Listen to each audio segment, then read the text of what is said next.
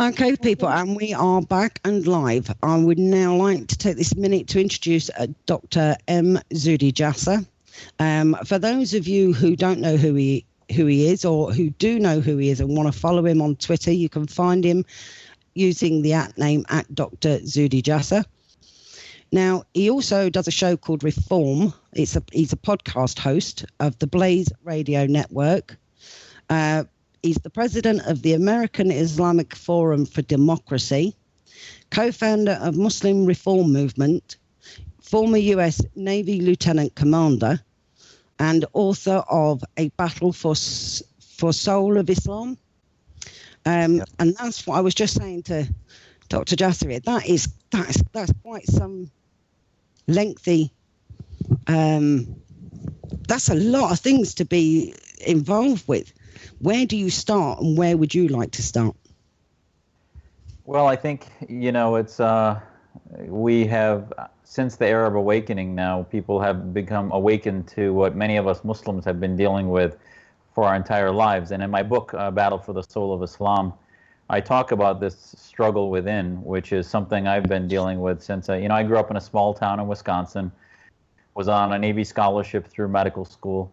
And my parents escaped Syria in the mid-'60s. I was born in the U.S. and was raised to believe that I could practice my faith more freely in the West and in the Midwest of the United States than I could anywhere else in the world. And ultimately, it developed an intense nationalism, patriotism within myself, and an understanding of what it meant to be American. And there was only one thing I would ever die for, and that is America. And for that reason, I joined the U.S. Navy. Even though I love my faith and I have a close relationship with God, I've been a part of building over 4 mosques in the United States. I would never die for Islam. Islam, to me, is not a political movement. It shouldn't be. And I was naive before I went to the University of Wisconsin, thinking that Islam was just a personal faith. And then I went to the university. And in my book, I talk about how I started to have some interactions with the Muslim Student Association and other Islamic organizations, and realized that they weren't just about spirituality, they were about a global political movement, and that they were offshoots of the Muslim Brotherhood movements. And long story short, I started to read up and learn about Hassan al-Banna and the Muslim Brotherhood movement, political Islam, and then I joined the military and sort of put my activism on hold for a while. And after 9/11, many of us realized that Al-Qaeda was simply a symptom of a deeper problem, which is this supremacism of political Islam and all Islamic states, and the OIC, if you will, and we can talk about what that is. But the bottom line is our organization we formed in 2003 called the American Islamic Forum for Democracy. It's formed by Muslims who believe that terrorism is simply a symptom, and that our mission statement is to protect the U.S. Constitution, liberty, and freedom through the separation of mosque and state, and that separation is the only way to relegate the Islamists to the universities, to the mosques, and have Islam begin to go through what Christianity went through in the Enlightenment and the Renaissance, and then ultimately in the revolutions that created the free West, which is the French Revolution, the American Revolution, and the defeat of theocracy. And that's really where we think we are. Our organization, and then our reform movement that has since formed since just last year, is a group of organizations that believes that we are now battling against theocracy globally. So, in your opinion, because obviously your knowledge of Islam is something that is far greater than mine, but I do think that non-Muslims are educating themselves on Islam. And I think that that's become where there is there's become almost a them and us type mentality. And something that I've been trying to get people to understand is that if we have a them and us mentality, we're going to end up with a civil war without a doubt. Absolutely, without a doubt, that will happen. When you've got reformists such as yourself and Rahil Raza and Shireen Kadozi, these are the people we should be giving a voice to, who actually get very little airtime on actual TV. So the major TV network stations don't really give people like yourself or Rahil good, decent airtime. But they will give airtime to those who we then find out have links to extremism. So from a non-Muslim perspective, as a Muslim yourself, do you understand why non-Muslims are as enraged as they are? Oh, absolutely. And that's why I've taken the time from my medical practice, from my family to do this is, I'm not doing this because I particularly want to save Islam. To me, I do this because I'm worried about the security of the West. I think that the West is in a profound security threat right now, and that threat is related to 70% of the world that's under some form of oppression. If it's not Russia or China, the rest of the world is under oppressive Islamic regimes. And they basically look upon the West as their biggest threat because we're about liberty and freedom. And I don't blame the West for being afraid. The problem is that the West needs to, and I far be it from me to tell the West what to do, but as a Westerner and as an American, I believe that we need to, if we overshoot and say that all Islam is the problem, that all Muslims are the problem, then you're going to either have to declare war on a quarter of the world's population, or you're going to have to convert a quarter of the world's population to some other faith other than Islam, and that just is not possible. It's going to basically devolve into a clash of civilizations. Second strategy is appeasement. Appeasement hasn't worked. I think President Obama's administration has shown that a withdrawal from Iraq and from the Middle East has actually empowered the Islamists to fill vacuums, and that the opportunity of the Arab awakening, which I think was one of the first solutions, because you can't reform Islam without the laboratories of freedom and democracy that we have in the West. And in the Middle East, the dictators, the military generals, the royal families, the monarchs, the autocrats, the kleptocrats have environments in which they don't want Islam to be reformed. They prefer it, as Marx called it, religion, the opium of the masses. They prefer religion to be a tool that they use in their own Sharia states. And the only difference between the Muslim Brotherhood and al-Sisi, or the Wahhabis and the Saudi royal family, is the royal family is an oligarch and an oligarchical Sharia state, versus the Wahhabi grassroots movement or the Muslim Brotherhood movement is a viral Islamic state. But they both use Sharia. They drink from the same supremacist trough. So as the West looks at solutions, the reason we haven't gotten the time on air is, remember, the petro-Islam has dominated the lobby groups, the media, the universities, the political establishment, etc. So as a result, most of the identity movements of Islam are Islamists by definition. Those of us who are Americans that happen to be Muslim, or British that happen to be Muslim, are not going to be going around being politically active because of our Islamic identity. While Islamists that are Muslims that are Islamists are going to be organizing in a theocratic mindset because their political identity is tied to their Muslim identity. The second thing that marginalizes reformist voices is the fact that in the West, the axis of politics, the axis of public discourse revolves around right and left. So whatever way we can use the Muslim minority, be it the right or the left, they will use it. So the left uses it as an identity minority politic, that they stand against the victimization of Muslims. They stand for anything that prevents the decrease of human rights for Muslims, etc. But they never hold Muslims accountable to those issues within their communities. The right is the security response, saying that we will protect the West from the threat of Muslims, so all Muslims are possible terrorists. Both are wrong.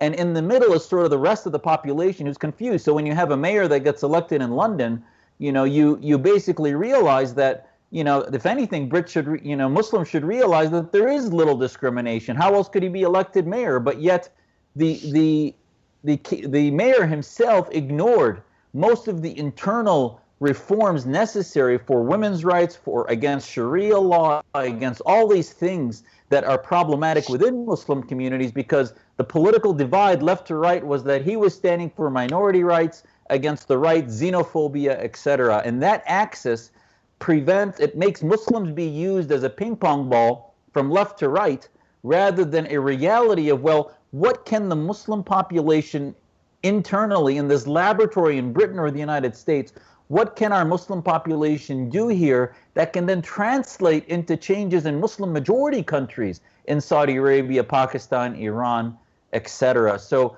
this is the opportunity, I think, that's been lost so much, is that we just look upon them as a minority. Sorry. No, I would agree. I would agree with a lot of what you said, but there are other things that people have to. Just as you say that Muslims are caught in the middle like a ping pong ball, so is anybody who is deemed, and people do like to deem anybody with an opinion like mine as being far right. Doesn't matter how many Muslims you try and help or support or what you do. And I do go out of my way, give a lot of support to Muslim women who have suffered Sharia in this country. What we see is a Muslim mayor. Yes, he got elected.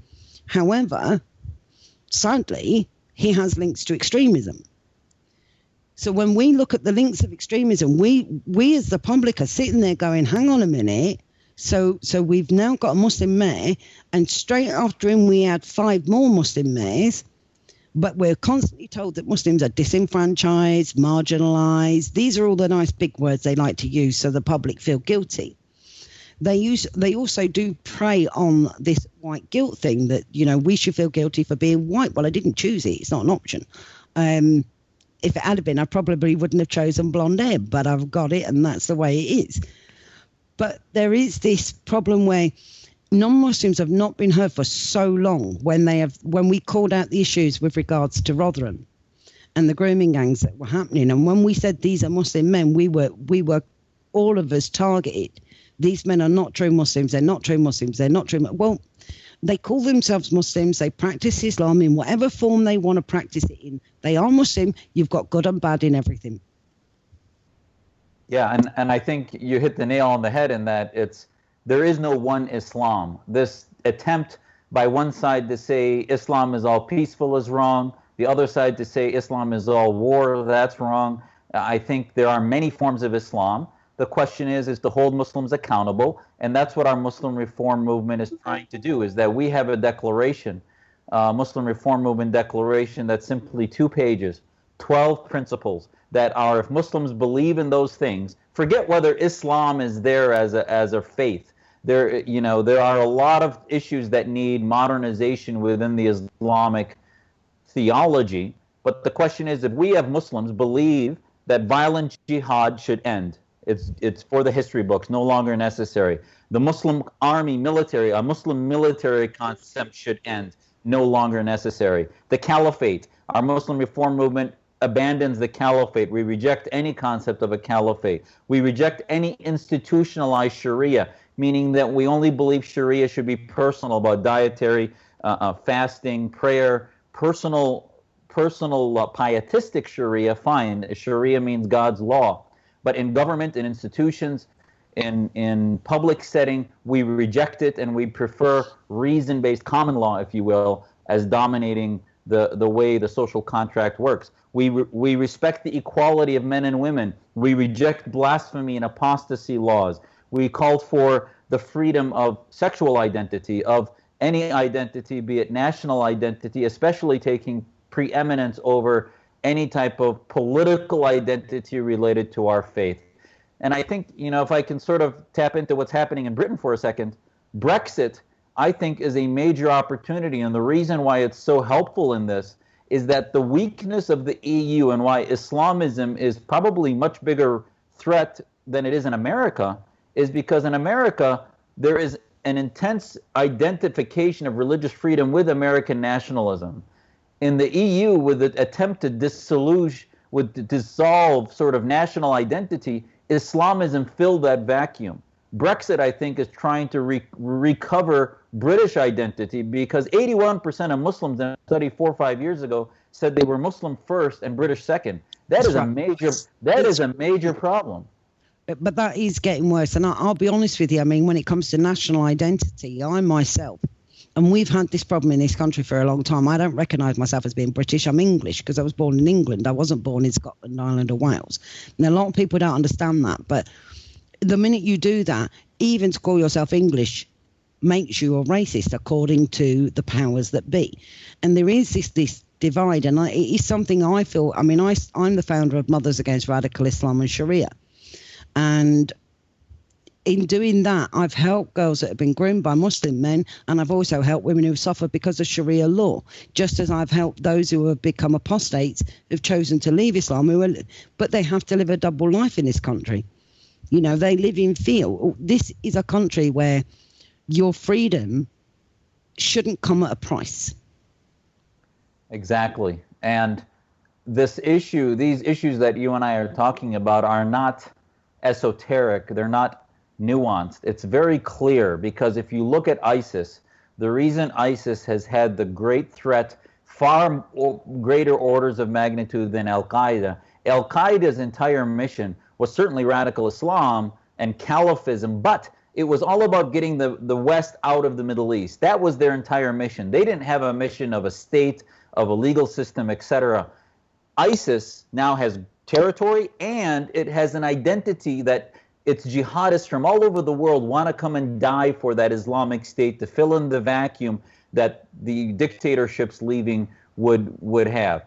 Muslims, until we start to get sort of a handle on what it means, what is national sovereignty, and do we believe in nation states that are based in secular law, or do we want an Islamic state? Because right now, most of the apologists that are doing what's called countering violent extremism are failing miserably, because it's a whack-a-mole program, because all they're doing is saying the extremism is wrong, the terrorism is wrong, the technique is wrong. They're not countering the ends. And right now, the only way I can see to counter-radicalize and make sure my children are not radicalized and other Muslim children are not radicalized is to make them feel that Britain, Belgium, France, America, Canada are countries that they would want to die for, and they would never want to die for any other nation state, especially an Islamic one, because it's a facade.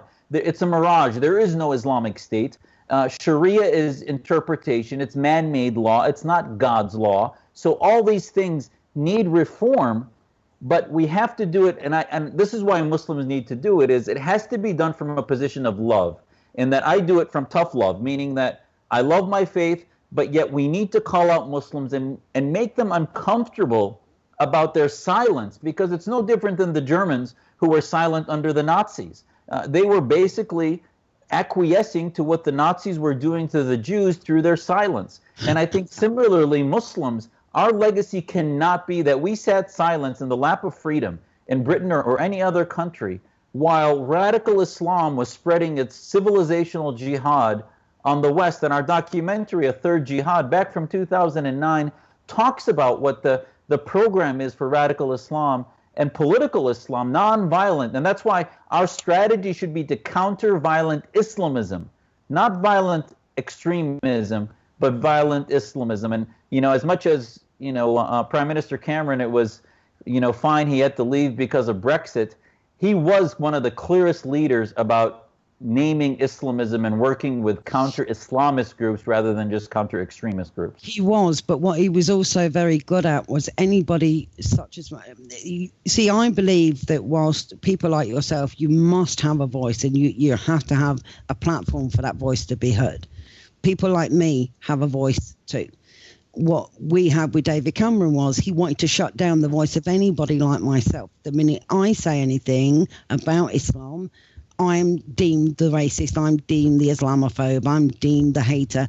And when people have been arrested purely for Facebook statuses, because people, see, I believe that I'm an atheist myself. I don't have a religion. I chose never to have a religion. I was never christened. I do not think that people have, I would never want to take away somebody's faith. If somebody finds comfort in faith or whatever it is they find from that faith, I've got absolutely no problem with it. When a faith is forced onto me in ways that I find totally unacceptable, then I'm offended by that. But what you see is this faux offendedness. So I get frustrated when, for example, the drawings of the Prophet Muhammad. Now, to me, this is just a bit of paper. You can choose to look at it. You can choose not to look at it. Nobody's forcing somebody to look at a cartoon, and it is just a cartoon. And the English and the Americans, we've laughed through adversity for most of it, especially the English. I mean, we are renowned for laughing in the face of adversity. It's just something we do very, very well. Now, the problem you've got then is that what we saw was 10,000 Muslims in London immoral outrage over a cartoon. But when 1,400 girls in Rotherham got raped and groomed and trafficked and tortured, and including their tongues being nailed to tables and passed around uncles, brothers and cousins, there was no, you'd get a picture saying, well, look at these two Muslims. And I'd be like, it's two. It's two. That is not 10,000. That was a piece of paper you could have ignored. These were human beings. These were lives that have wrecked beyond all recognition. Well, I don't like the double standards. You're right. I don't disagree with that at all. I think that in our Muslim reform movement, again, we have in our declaration a sentence that says that we all signed. It says, ideas do not have rights, human beings have rights. So Islam is an idea. It's an ideology. It doesn't have any rights. That's why we reject the term Islamophobia. That Islamophobia term is a term generated by the Organization of Islamic Cooperation, 56 countries that, left to their own devices, will kill each other through tribal disgust. But right now, their program, the OIC, is a voting bloc in the UN. They divide the world into the land of Islam, Dar al-Islam, and Dar al-Harb, or the land of Islam and the land of war. So they always vote together against Western countries. The West doesn't call itself the OCC, the Organization of Christian Cooperation, because it's gone through that separation of church and state. And Islam needs to go through that time. And I think there was a Muslim that worked for the Charlie Hebdo, magazine that was killed as part of that attack, that terror attack in Paris. So there are Muslims. The problem is that are secular, but the problem is like you said, they are too silent. They aren't speaking up. In Bangladesh, for example, over the last 6 months, there's been a program of assassination weekly to every other week of secular Muslims, of atheists, of other bloggers who are systematically, this is a Muslim democracy, by the way. It's corrupt in many ways, but it's a struggling democracy in Bangladesh. And the United States and the West needs to go in and work with the Bangladeshis to protect these individuals, because the future of the global ISIS right now is radicalizing many in Bangladesh.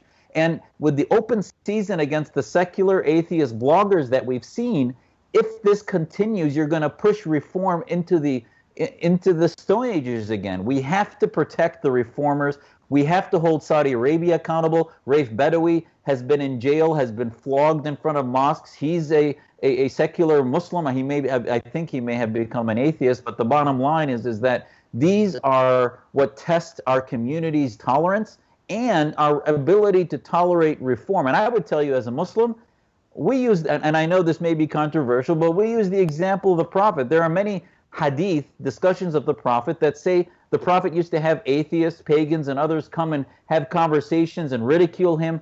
I don't remember valid hadith saying he would kill them, stone them, or prevent them, or force them into conversions. So there may be other stories, but the bottom line is that, call it mythology, call it whatever you want, the Muslims that can look at those stories and say that the Prophet, if he were alive today, would protect those of any belief or no belief, is the only Islam that can survive in a way that will not be in conflict with universal human rights. And that's what every president, every prime minister, parliamentarian, academician needs to do in the West, is to hold Muslims accountable to the Universal Declaration of Human Rights. But what do you do when it comes to, for example, we have over 100 Sharia law councils. They call them councils, but they're courts operating in the UK right now. And that's not including the ones within the mosques. We have mosques being built at a rate of knots that's unimaginable in such a small island. You know, England is a very small place. And it is, if you look, if anybody looks at the map of the United Kingdom and then look at where most of the extremists and ISIS fighters that have gone out to fight for ISIS have come from, it's mainly from England. And when you look at the amount of people that have been targeted and raped and abused, it's mainly people in England. Now, that's not to say it doesn't affect all of the UK, but on the whole, it's hitting the England hardest. Now, you then have the added problem that, for example, Westminster has been bought using Sharia bonds. Now, because it's been bought using Sharia bonds, when they signed for the Sharia bonds, at the bottom of it said, I believe it said, "Praise be to Allah." It also states that this building, which is our Department for Work and Pensions, is governed by Islamic law. So surely that stands to reason then that our government now will be governed by Islamic law. And that's how far, and that's because Saudi Arabia has got such vast amounts of money within our country. They own the Shard, they own Canary Wharf, they own a lot of our banking systems. They've bought up Admiralty House, which is a historical house. There's masses and masses of Qatari money and Saudi money, whereas America, you tend to have more Iranian sort of deals going on. So how do we, people like myself and you, how do you and I work together to combat what's already in our country? How do we do that? How would you suggest that people do that?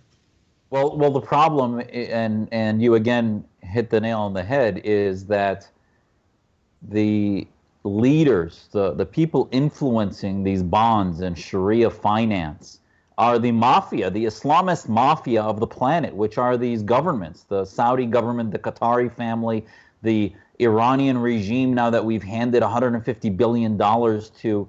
So this concept that somehow regimes will change by opening up economics is completely absurd. 98% of terrorism against the West has been Sunni terrorism, not Shia terrorism from the Khomeinis. The reason is not because the Khomeinis are moderate. They are radical, anti-Western, anti-Semitic demagogues that hate the West and call us the devil. But the reason there's been minimal, not none, but Hezbollah hasn't been able to commit that many acts of terror is because of the economic sanctions against the Iranians. And the open economy with the Saudis building institutes of so-called interfaith dialogue in Belgium and elsewhere has been a laundering operation to allow them to bring in their theocracy and their Sharia courts and other things into the West and suffocate Muslim voices within Britain, within America, by them dominating us through media, through lobbyists. I mean, the Saudi money, last year, both the right and the left were exposed as taking millions of dollars, not just the Clinton Foundation, but Haley Barbour and other Republican lobby groups in Washington took millions from the Saudis. Haley Barbour took in $500,000, the former head of the Republican Party. His PR firm took $500,000 between the March 15 and March 2016. So this is a bipartisan problem, and that money brings with it a sense that, well, Muslims want Sharia finance, and many of us reformists have said, well, Sharia finance is a laundering operation that then allows them to determine where that money flows. They call it all about halal and other things related to what they view as religious things, but what it does, what they call no interest operations, are actually operations that are leased to buy schemes, whatever you want to call them, that prevent money from going to individuals, especially Muslims, to have property rights and to be able to individually govern where our finances go. So it prevents actually free market issues. And that's why many of us are against it from an Islamic perspective. But this debate can't happen because we don't have the resources. I want to give you an example. I took a stand against this World Zakat Fund 7-8 years ago. And as a result, they sent me a threat of suit from London, saying that if I don't, and what we did was we exposed how the clerics on their Sharia finance to determine where that zakat money was going to go, that the clerics, we showed the radical things they had said about Israel, condoning terrorism and other aspects, which they wanted to suppress us from saying. Thankfully, I didn't have any property in London, so that it was really sort of, you know, they couldn't do anything with it. But the bottom line is that here's almost $1 billion fund called the World Zakat Fund that was threatening individuals like myself. So all I can tell you is that the strategy has to be where non-Muslims begin to help Muslim reformers and say, we are going to create, not, the UN is useless. We need to create a coalition of democracies, of free-thinking institutes that, just as in the Cold War, we developed think tanks that were counter-Soviet, anti-Soviet, anti-communist. But in the Cold War, we didn't work with the Italian communists, the Chinese communists against the Soviets. We said, wait a minute, they're drinking from the same trough of fascism, of communism. So similarly, right now, we have to stop working with Islamists that might be with us against Al-Qaeda or ISIS, but the bottom line is the Islamists of Saudi Arabia and Egypt are not any better, and they're not going to help us. They're going to suppress the real voices of pro-Americanism, pro-Westernism that is going to be the only avenue towards reform. And you're right, these courts, we have a movement in America called American Laws for American Courts. And we think that, yes, as much as I don't want government interfering in arbitration systems, those arbitration systems cannot be incubators for legal rulings that are against our principles in the West, be it the oppression of women, their inability to divorce, their inability to have inheritance, their inability to choose their dress or other things. These cannot be contained in Sharia courts, so they have to be monitored. Those Sharia courts have to be reviewed by public scrutiny in some way without violating their freedom. Who would see? This is one of the problems that we have. We have something over here called the Muslim Council of Britain, who I happen to personally know are corrupt to the back teeth. Absolutely. Now, they're the very people that would step forward and go, well, let us be the ones to do the to go in and make sure everything's running as it should be. But we know we can't trust them. So what we then have to ask is, who would go in and where Muslim women have come that I've been in touch with that have been victims of, for example, one lady who I've been friends with now for the last 3 years and supporting, and the only friend she's got is an atheist like me, because within her own community, they're telling her that the shame of being a divorced woman, she should kill herself. That's the advice they're giving her. Now, she herself, she married out of love. She totally was in love with him. But she went through something, it was like a bit like a matchmaker. And this woman goes and checks him out and says, yes, he's a very nice young man. He's perfect for you. So they had the Sharia marriage in Pakistan, came back to the UK, got married under English law. For 3 years, he refused to consummate the marriage. He beat her. He would verbally abuse her. He would tell her she was ugly and unattractive. He would stamp on her feet when he walked past her. He would make her sit on the floor at his feet and eat her food on the floor like an animal. After 3 years of that abuse, plus he moved his family in, his mother, who was well aware of what had happened, he moved the mother in, and she and her father were banished to their own rooms and not allowed in the rest of the house, even though it was actually her house. And after 3 years had taken her for £20,000, he goes to the local mosque. He gets the imam to perform the dalak, dalak, dalak, I divorce you 3 times on a piece of paper. She's served with that. He goes back to Pakistan. She's now still, in the eyes of our law, a married woman. She can't remarry and have a family, so she's been robbed of a family. And all of this goes on a regular basis in this country against Muslim women. So I don't see how Sharia courts or counsellors, when we have those things, we have marriage guidance counsellors in this country. I'm sure America has the same thing. We have all of those things. We have a UK law system, an English law system that works in this country. Women do need to be able to speak English, and they need to be able to learn English. Husbands are preventing them from learning English, because if they learn English, they'll learn their rights. If they learn their rights, they're going to stand up to their husbands. So how do we then break that pattern when Muslim women feel that the only person they've got that they can trust happens to be an atheist non-Muslim? Well, I think, you are exposing the problem in that you are rare in your attention to the reality of the plight of women. And I think that it needs a civil rights movement. I mean, look at all the attention that the African American community got in the late 60s that finally exposed the plight of that community when the media and academics and others began to focus on the marches, the abuse and the racism that was endemic in Southern America. And I think similarly in the Muslim community, we need to have daily, this is why I have a podcast called Reform This. Every week I address, and just like your program, we address very, issues related to regular daily news that can show the chasm between the Islamist mindset of the 13th century and the Western mindset of universal human rights.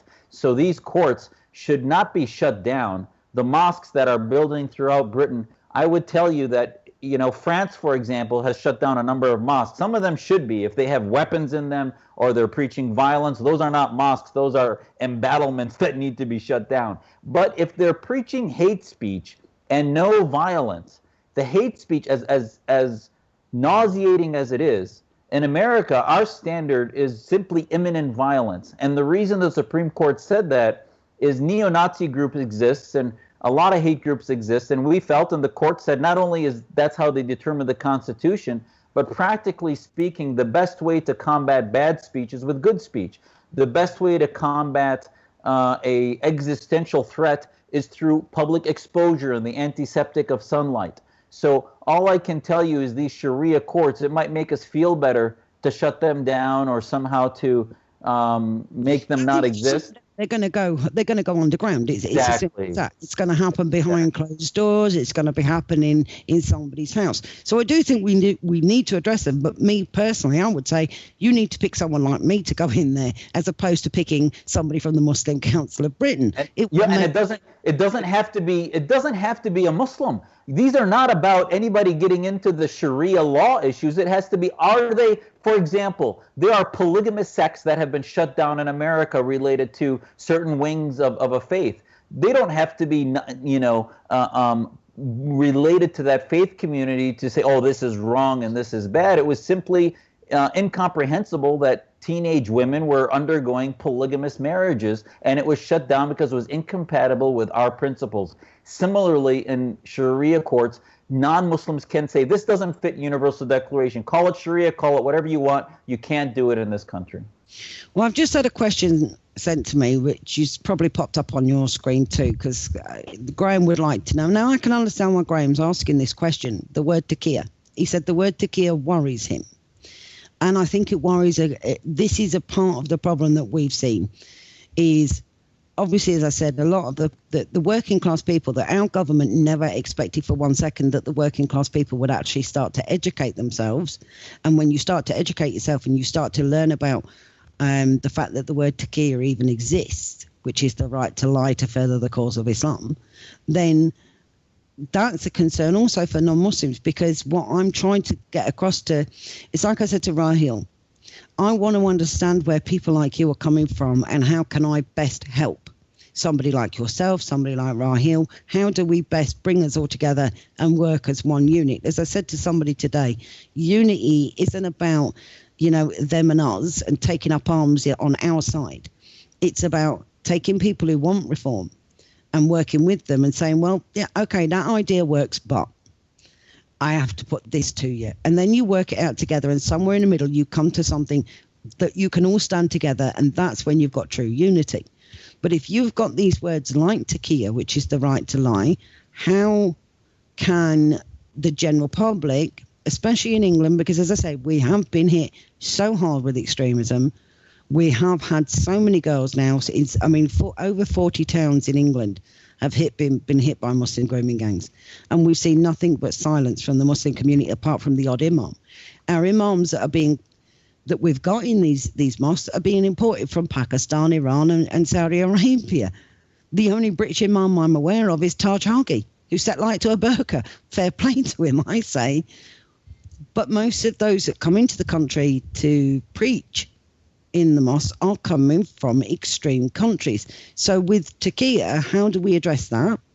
Mm-hmm. How would you advise, in your opinion, that non-Muslims start to work with people like yourself and build trust? How can they tell somebody who's lying and who's actually an extremist and somebody who really is a reformist? How can we tell?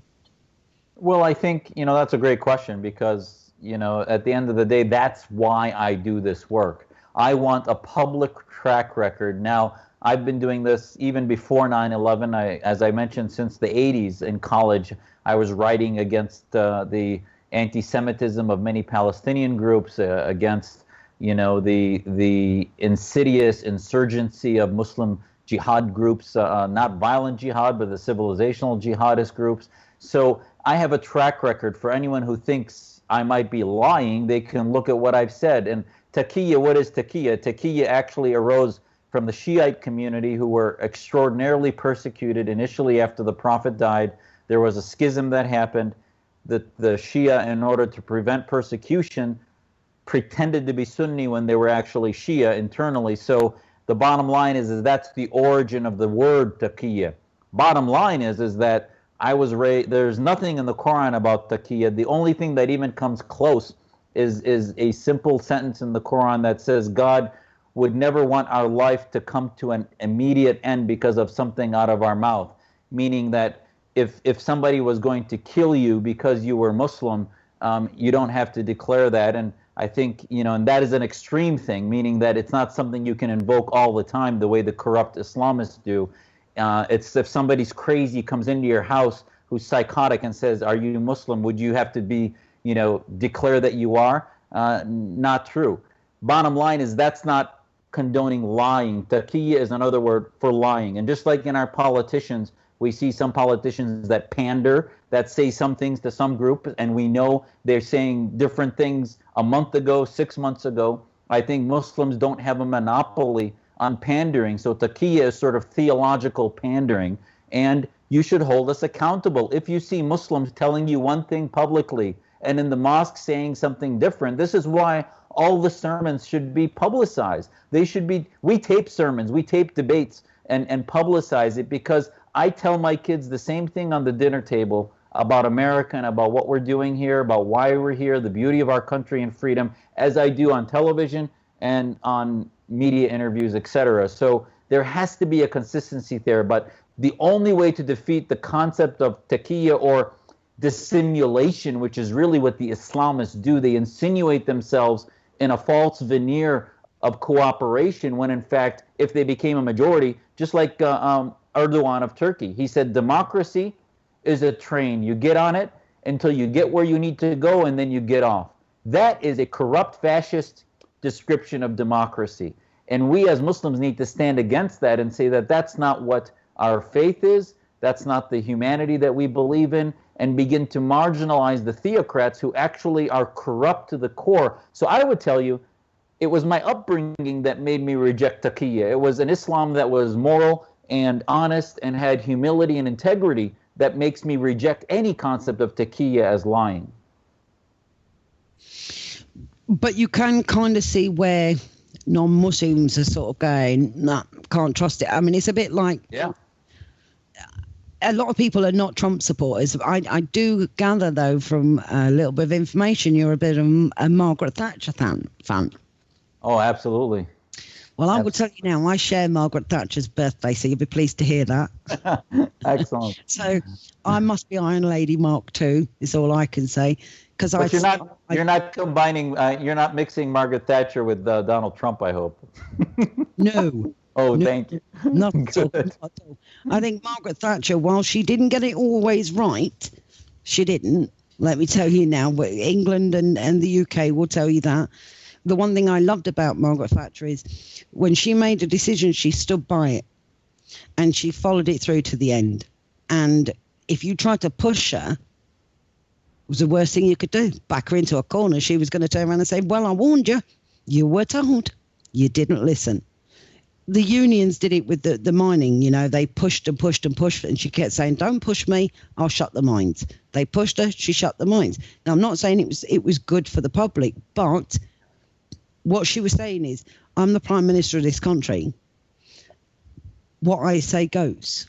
I make the rules and you're going to follow them until I'm no longer Prime Minister. And I kind of have to admire that, but I do quite admire ballsy women that have courage, if I'm honest. Probably because I've got a set of myself, and most men quake as I go past, which is understandable. But I do think that people like yourself, I've come across you a few times. I know that other people have watched a lot of your videos, but there is this undercurrent in this country. I don't know how bad it is in America just yet, that there's this undercurrent in this country of complete and utter lack of trust for any Muslim. Well, and I think that understand it, but it's not helpful.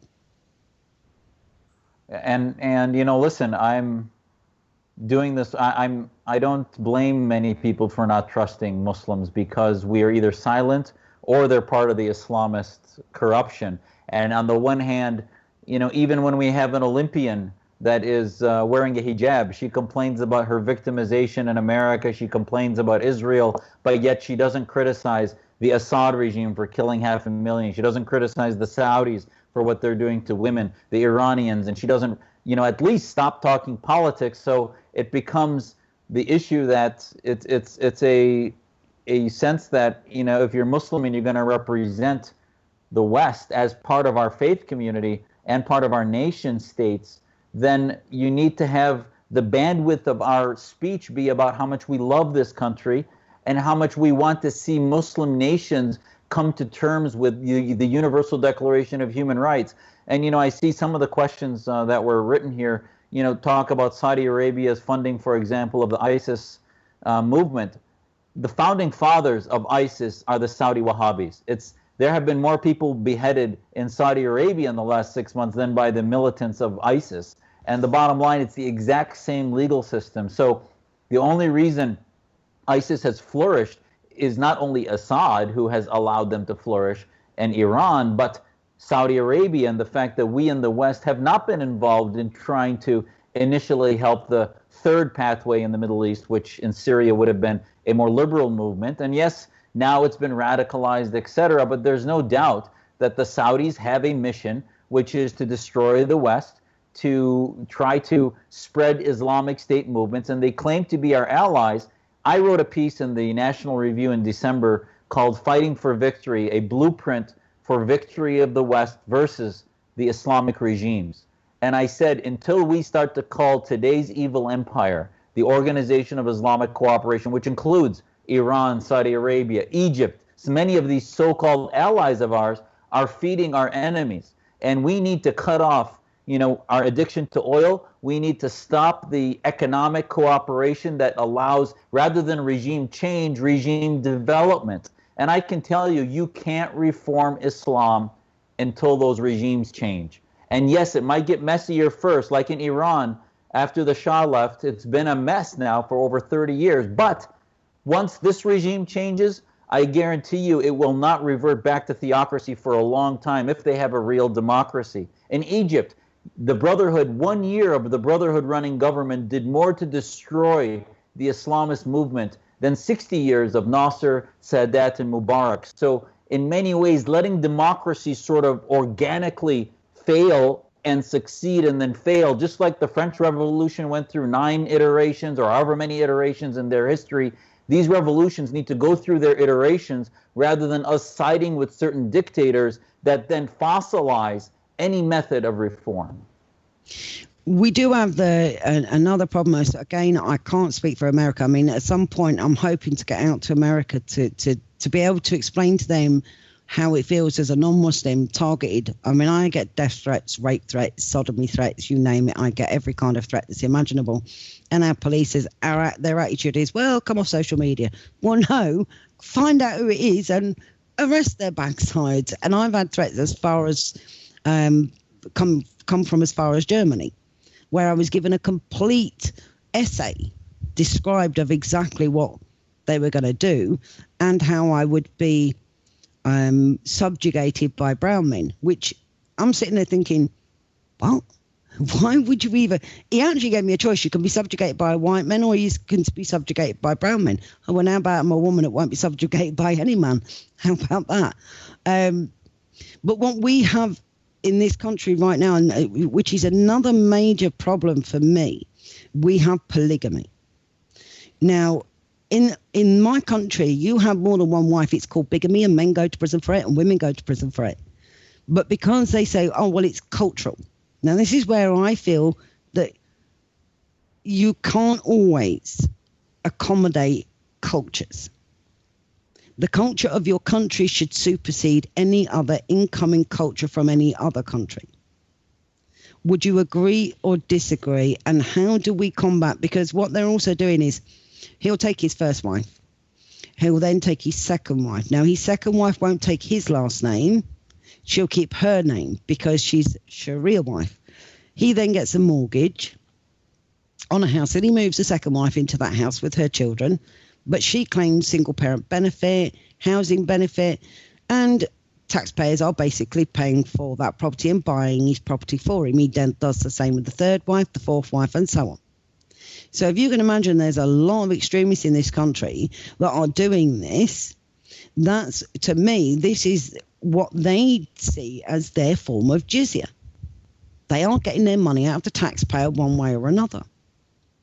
And in the process, buying half the property of this country, especially in the England area, in and around places like Luton. And I live in Bedfordshire myself, so I'm not that far from Luton. There are no-go areas. We do have them. People will keep saying they don't exist. They do. There are places, they haven't got a big sign up, and it doesn't say Sharia only, but there are places it is not safe for me to go. And I would be targeted and attacked. I know, because I stood for election as Police and Crime Commissioner in Luton, so I know how bad that is. Tower Hamlets, very much the same. Lufthansa was exposed. We kept saying there was voting fraud going on, only now, and yet he still walked free. We've had men that have raped little girls as young as 11, and he walked free because his wife couldn't speak English. That's how corrupt our government, our police, and everything has become now. Well, I have to tell you, the phrase that I've used repeatedly, and many of us reformers, I've heard Majid Nawaz and Osama Hassan and others use it also. It's this concept of a bigotry of low expectations, meaning that, oh, well, if they're Muslims here, we'll let them beat their wives. We'll let them. There's a case in New Jersey where a Muslim man raped his wife, and he used religious defense in the court. The judge rejected it, and on appeal, the judge was reversed because it was felt somehow that restricted their religious freedom, which I just get nauseated even thinking about. I mean, forced intimacy or relations in a marital relationship is not part of universal human rights. I don't care which country you're in, let alone if you're in America. I think it was I believe it was 1994. You might need to double check that. We actually brought in law where you could then be tried for raping your wife. You know, we actually brought that into law because at one point there was a time in this country when you could not be arrested for raping your wife, which meant your wife couldn't say no. But then I've been looking at things like, for example, the reliance of the traveller.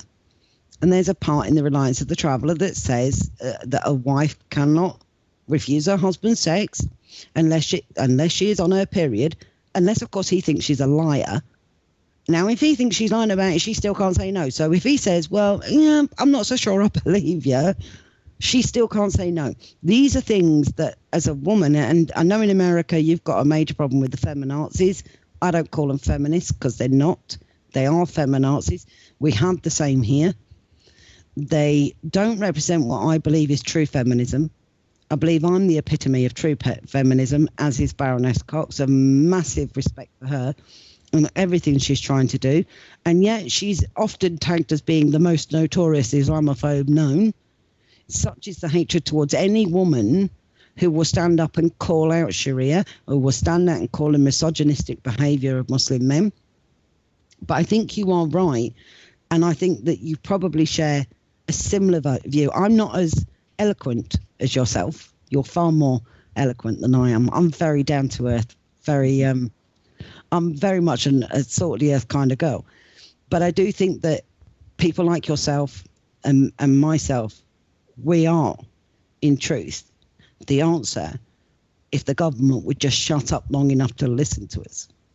Yeah, the government, I think, needs to stand by its constitutional principles, its principles of law that have been the bedrock of our civilization in the West, and defend them, and not allow insurgencies of groups to come in.